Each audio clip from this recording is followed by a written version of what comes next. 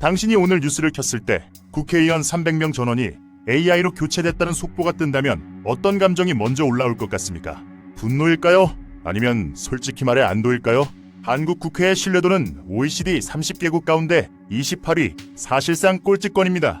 세비는 연간 1억 6천만 원을 넘어섰고 300명 의원을 4년간 유지하는 데 드는 총비용은 세비 외 지원 예산까지 합산하면 1조 원을 훌쩍 넘는 구조입니다.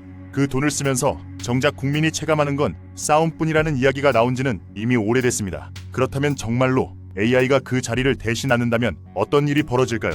오늘은 그 세계 안으로 같이 들어가 보시죠. 이 이야기가 단순한 공상이 아니라는 걸 먼저 짚어야 합니다. 2025년 4월 아랍에미리트는 세계 최초로 AI 입법 시스템을 공식 도입하겠다고 선언했습니다. 국가 원수가 직접 나서서 이 시스템이 입법 속도를 70% 높일 것이라 전망했고 새로운 정부 기관까지 신설했습니다. 단순한 보조 도구가 아닙니다. 법안 초안 작성, 기존 법률 검토, 개정 제안까지 전 과정에 AI를 집어넣겠다는 선언이었습니다. 물론 전문가들 사이에서는 즉각 우려가 터져나왔습니다. 그럼에도 불구하고 그 나라는 실제로 버튼을 눌렀습니다. 그리고 지금 이 순간 이 질문은 한국에도 낯설지 않게 다가오고 있습니다. 그럼 한번 상상해 보겠습니다. 버튼이 눌리는 그날을 2026년 3월 국회의사당 회의장에 들어서면 의석이 텅 비어 있습니다. 300개의 나무 의자에 아무도 앉아있지 않습니다. 대신 건물 지하에 들어선 서버실에서 낮은 기계음이 울립니다. 화면에는 법안이 올라오고 0.3초 만에 분석이 끝나고 표결이 처리됩니다. 고함도 없습니다. 필리버스터도 없습니다. 몸싸움으로 의사봉을 뺏으려는 사람도 없습니다.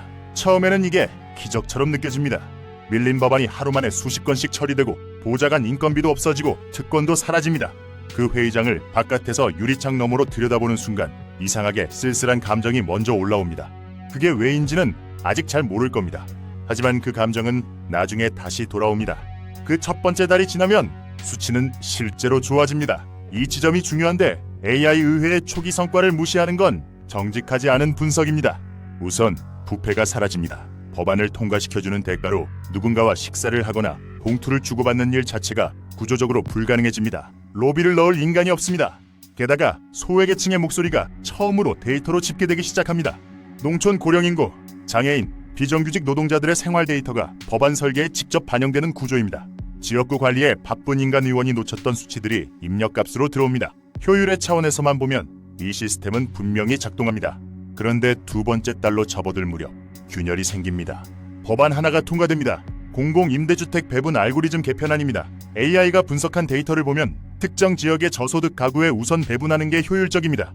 논리는 완벽합니다. 하지만 그 배분 기준을 들여다보면 특정 연령대와 가구 형태가 체계적으로 낮은 점수를 받고 있습니다.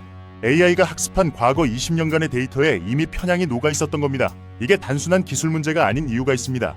편향된 데이터를 학습한 AI는 과거의 불평등을 현재의 정책으로 재생산합니다. 불편하지만 사실이 그렇습니다. 더욱이 이 법안에 이의를 제기하려고 해도 책임자가 없습니다. AI는 이의를 제기받는 대상이 아닌 결정을 내리는 주체로 설계되어 있거든요. 아무도 서명한 사람이 없는 법에 이의를 신청하는 방법을 아무도 모릅니다. 그리고 여기서부터 진짜 공포가 시작됩니다. AI 의회를 설계한 건 누구입니까? 정부 산하기술 관료 집단, 그리고 시스템 구축에 참여한 대형 기술 기업들입니다. 국민이 투표로 뽑지 않은 사람들이 AI의 목표 함수를 설계했고 그 함수가 법을 만들고 있습니다. 인간 의원은 선거로 교체할 수 있습니다. 마음에 안 들면 4년마다 바꿀 수 있죠. 그런데 AI 시스템을 교체하는 절차는 누가 결정합니까? 그 결정을 내리는 기구가 또 AI입니까? 아니면 그 AI를 만든 사람들입니까? 어느 순간 권력이 보이지 않는 곳으로 이동했다는 사실을 깨닫게 됩니다. 탱크도 없고 쿠데타도 없었습니다. 그냥 서버가 조용히 돌아가는 사이에 일어난 일입니다. 5개월이 지난 어느 날 서울 광화문 광장에 사람들이 모입니다. 손에 피켓을 들고 있습니다. 하지만 이상하게 어디를 향해야 할지 모릅니다. 항의할 대상이 서버실이라면 문 앞에 서서 소리를 지르는 게 무슨 의미가 있을까요? 인간 의원에게는 창피를 줄 수 있었습니다. 다음 선거를 무기로 압박할 수 있었습니다. 그런데 AI는 창피를 모릅니다. 낙선도 없습니다. 민주주의의 핵심은 사실 효율이 아니라 책임입니다. 책임을 물을 수 있는 얼굴이 있는 것, 그 얼굴을 교체할 수 있는 권리가 시민에게 있는 것, 그게 민주주의의 본질이라고 봐야 합니다. 광장의 사람들은 그 본질이 증발한 자리에 서 있는 셈이죠. 이제 가장 불편한 질문을 꺼내야 합니다. 어쩌면 우리가 AI 대체를 욕망하게 된 건 인간 정치인들이 민주주의를 오염시켰기 때문이 아닐까요? 싸움과 특권과 불신이 반복되면서 사람들은 차라리 감정 없는 기계가 낫겠다는 결론에 이르렀습니다. 그 심정 이해 못할 바가 아닙니다. 그런데 잔인한 말이지만 민주주의는 원래 비효율적인 시스템입니다. 합의에 시간이 걸리고 갈등이 있고 소수의 목소리가 다수를 설득하는 과정이 반드시 필요합니다. AI는 그 과정을 생략합니다. 생략된 자리에 남는 건 효율이 아니라 반박할 수 없는 결론뿐입니다. 결국 우리가 스스로에게 던져야 할 질문은 하나입니다. 우리는 더 나은 정치인을 원하는 건지, 아니면 정치 자체를 포기할 준비가 된 건지, 과연 그 경계선이 어디에 있다고 생각하십니까?